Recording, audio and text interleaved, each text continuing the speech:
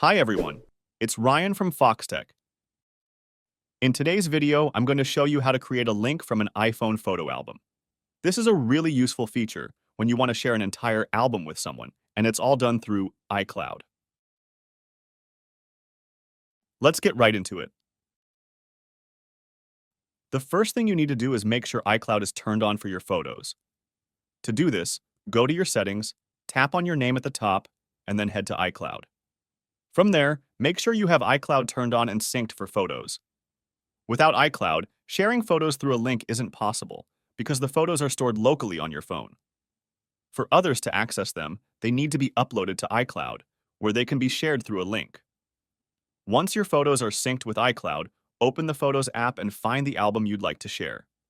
Tap on the album, and in the top right corner, you'll see three dots. Tap on those and scroll down until you find the option to Create iCloud Link. Once you select this, a link will be created that you can copy and share with anyone on any platform. This works not just for albums, but also for individual photos. Again, the key is that the photo must be stored in iCloud.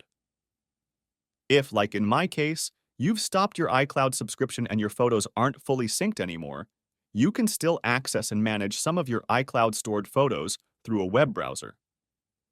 If your syncing is off, just open up Safari, go to iCloud.com, and log in with your Apple ID. You can even use Face ID to sign in easily. Once you're in, you'll be able to access all the photos that are still stored in iCloud. Even if syncing is off, you can still share those photos through an iCloud link.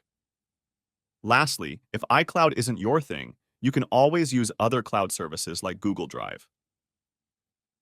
I personally like to upload my photos to Google Drive, where I can easily share them by creating a link to any folder or image. Thanks for watching.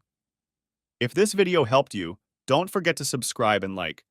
It really supports the channel. See you later.